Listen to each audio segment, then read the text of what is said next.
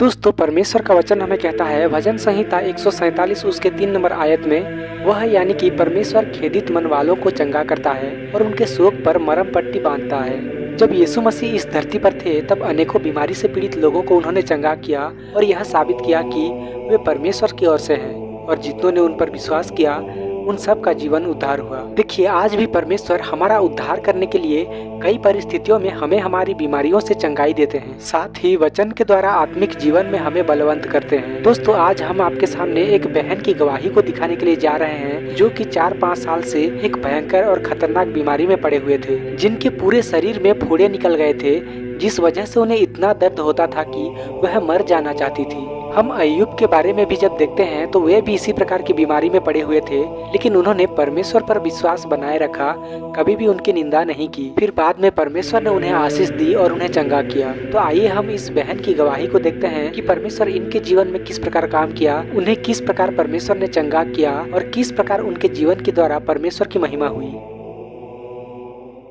दुख पे दुख छाए हुए थे।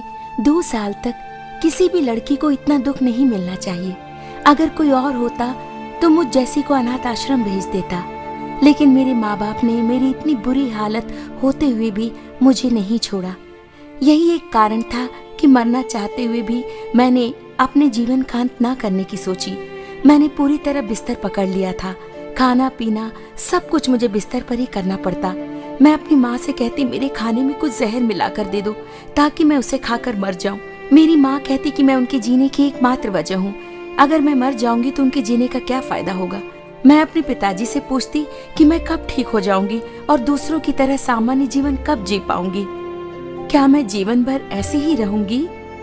मेरे पिताजी मुझे सांत्वना देते और धीरज धरने को कहते।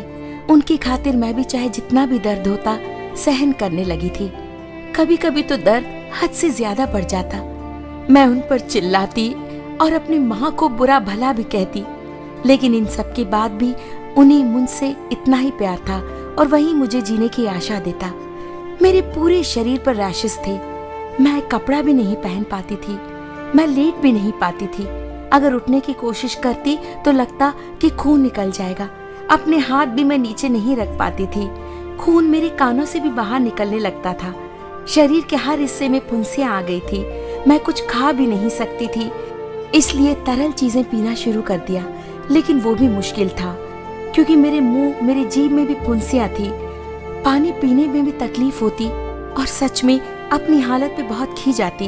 अपने इस पृथ्वी पर होने पर भी मेरे मन में प्रश्न उठते और सोचती मैं बहुत अभागन हूँ। मेरे माता पिताजी डॉक्टर के पास ले जाते तो डॉक्टर मुझे छूने में भी कतराते।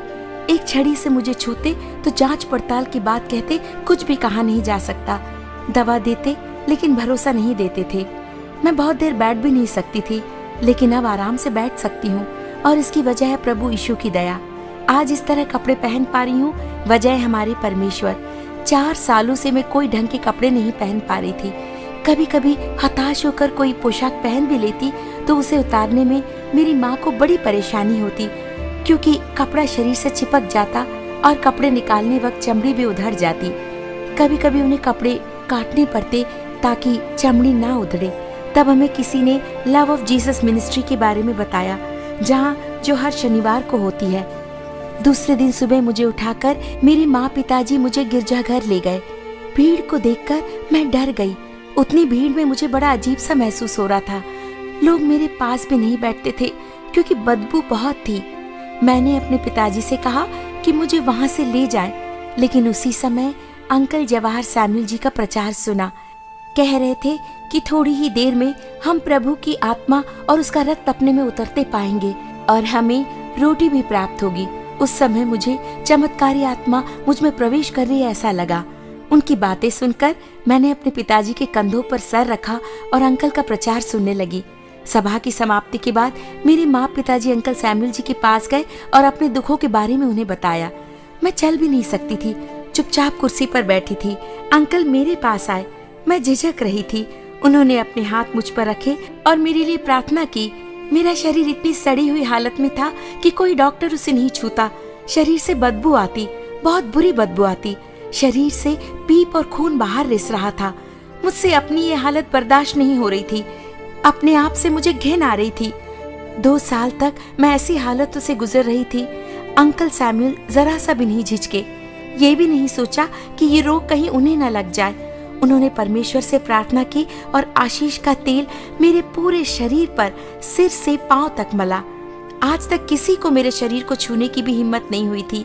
आज इन्होंने पूरे शरीर पर तेल मला, प्रार्थना की, मेरे मन में विश्वास जागा और इसी विश्वास और खुशी के साथ मैं घर लौटी।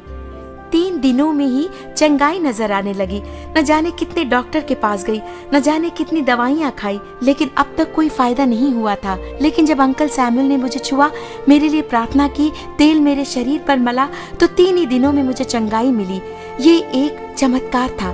धीरे धीरे फुंसियाँ कम होने लगी, सारी खुरदुरी चमड़ी निकल गई, नवजात शिशु की चमड़ी मेरे शरीर पर आ गई। पिछले 2 सालों से मैंने आईना नहीं देखा था। चंगाई के बाद मैंने खुद को आईने में देखा। मेरी खुशी की सीमा नहीं थी। मैं बिस्तर पर खुशी के मारे इधर उधर लौटने लगी और प्रभु को धन्यवाद कहा। इतनी खुशी और शांति मुझे अब तक नहीं मिली थी। मैं खूब पढ़ूंगी और प्रभु की सेवकाई करूंगी। मैं कभी नहीं भुला पाऊंगी प्रभु के